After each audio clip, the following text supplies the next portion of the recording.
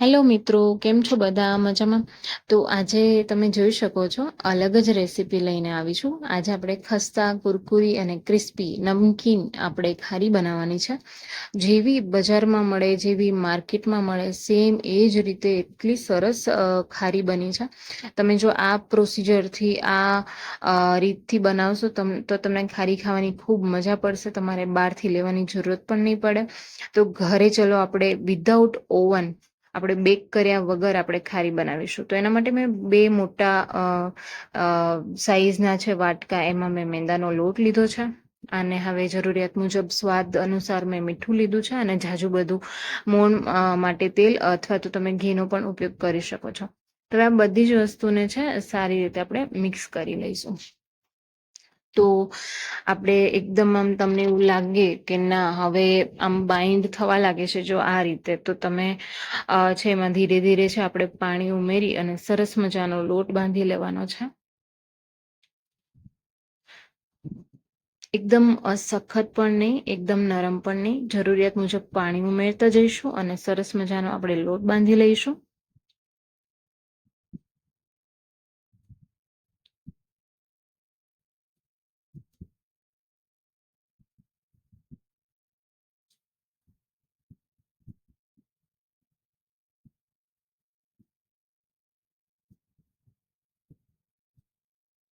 તો તમે જોઈ શકો છો આ રીતનો લોટ છે આપણો બંધાઈને તૈયાર થઈ ગયો છે. આમાં ફરી મેં થોડું મોણ માટે છે તેલ લીધું છે. તમે એની જગ્યાએ ઘી છે, ગાયનું ઘી છે, એવું કંઈ વાપરી શકો છો. મેં તેલ અહીંયા વાપર્યું છે. અને ફ્લેવરમાં અજમો છે, જીરા છે, એ તમે ઉમેરી શકો છો.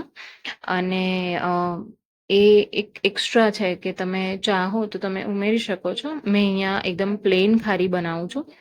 તો હવે આ જે વાટકામાં થોડોક ચણાનો લોટ લીધો છે, એ આપણે છે વચ્ચે જે આપણે રોટલી બનાવતા હોય તો કેવી રીતે તેલ ચોપડીએ, એના માટે આ એક લિક્વિડ આપણે તૈયાર કરીએ છીએ.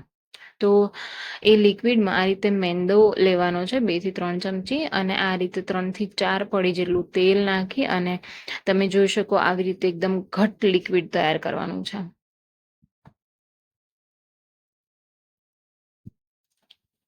તો તમે જોઈ શકો કન્સિસ્ટન્સી આપણે કેવી રાખી છે. તો આપણું લિક્વિડ છે તૈયાર થઈ ગયું છે. અને આપણે ધીરે ધીરે ખારી માટે એકદમ જ પાતળી પાતળી મોટી મોટી સાઈઝની રોટલી બનાવવા લાગવાની છે.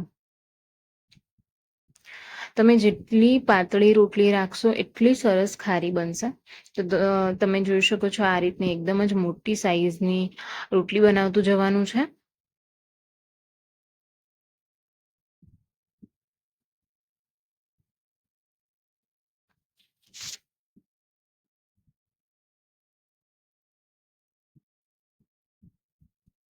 એકદમ જ આછી અને પાતળી આપણી રોટલી તૈયાર થઈ ગઈ છે.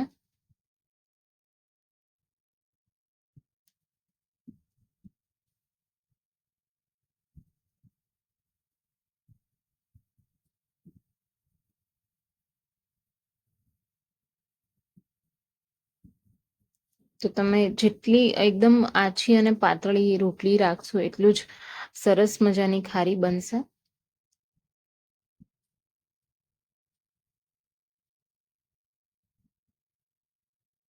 તમે જોઈ શકો છો એમ તૂટવાની પણ બીક લાગે ત્યાં સુધી એકદમ આછી કરી લીધી છે. પ્લેટફોર્મ ઇવન દેખાવા લાગ્યું છે. એકદમ આછી રોટલી આ રીતની મોટી મોટી કરી લીધી છે. અને હવે આ રીતે આપણે છે વચ્ચે આ લિક્વિડ છે એનો આપણે ઉપયોગ કરવાનો છે.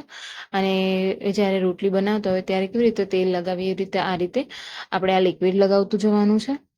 હવે તમે આગળની પ્રોસિજર જોઈ શકો છો. હવે આના ઉપર જ બીજી રોટલી લાગશે.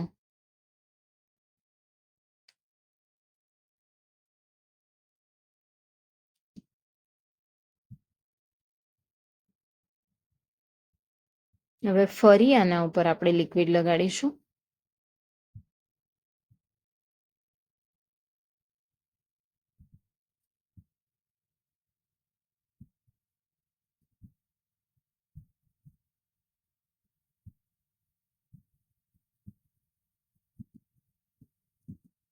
અને હવે એના પર ફરી આપણે રોટલી પાછી મૂકી દેવાની છે.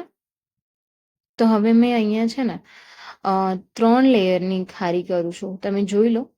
એકદમ જ પાતળી પાતળી સરસ મજાની વચ્ચે આવી રીતે લિક્વિડ લગાડી અને આપણે 3 લેયરની અત્યારે ખારી કરીએ છીએ.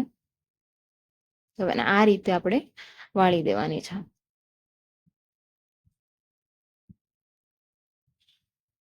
હવે આ આપણી રોટલી છે એ 3 પડ આવી રીતે બનાવી અને વચ્ચે લિક્વિડ લગાવી અને આ રીતે વાળી અને સરસ મજાની ફરી આપણે એને વણી લઈશું.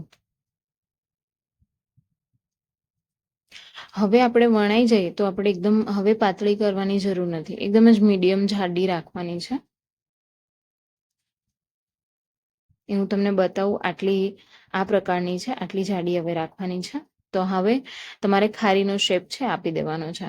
તમે ચાહો એવડા ટુકડા રાખી શકો છો, નાના રાખવા હોય તો નાના, મોટા રાખવા હોય તો મોટા, જેવી તમને ખારી ફાવે એ રીતે.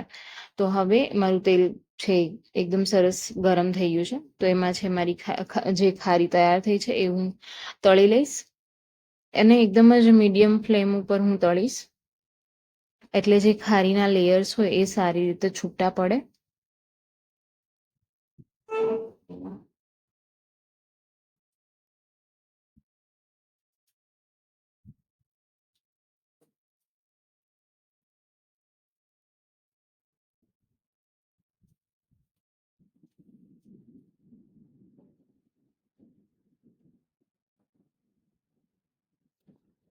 રીતે જ બંને સાઈડ છે ફ્લિપ કરતું જવાનું છે. જેવી જેવી બ્રાઉન થતી જાય, શેપ છે ખારીનું આવતું જાય, એમ ધીરે ધીરે આપણે છે ફેરવતા રહેવાનું છે. એને જેમ બને એમ મીડિયમ ટુ હાઈ એ રીતે ફ્લેમ રાખશું તો એકદમ સરસ મજાની કુરકુરી અને બ્રાઉનિશ સરસ ખારી બનશે. તો જો આપણો એકદમ ખારીનું જે સ્વરૂપ હોય એ આવી ગયું છે. બધા લેયર એકદમ છૂટા પડી ગયા છે અને સરસ મજાનો કલર પણ આવી ગયો છે. એકદમ બજાર જેવી દેખાય છે. આપણે પાસે ઓવનની જરૂર નથી. અને જે લોકોને આ ઇઝી રેસીપી જોતી હોય ખારી માટે, તો એ આ રેસીપીનો યુઝ કરી શકે છે.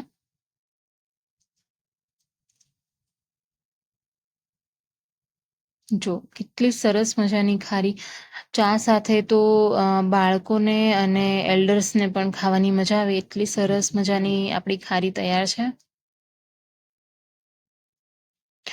તો હવે ફરી આ જ પ્રોસેસ છે આપણે રિપીટ કરવાની છે. તો હવે આપણે 3 લેયરની બનાવી હતી, એની જગ્યાએ તમે 4 લેયર પણ રાખી શકો છો, 5 લેયર પણ રાખી શકો છો. અને હવે હું 2 જ લેયર રાખીને તમને બતાવીશ કે 2 લેયર રાખીએ તો આપણી કેવી ખારી તૈયાર થાય છે. અને કેટલી સરસ 2 લેયર મેં ઓછા રાખું છું તો કેટલી સરસ છે એ ખારી ફૂલીને તૈયાર થાય છે.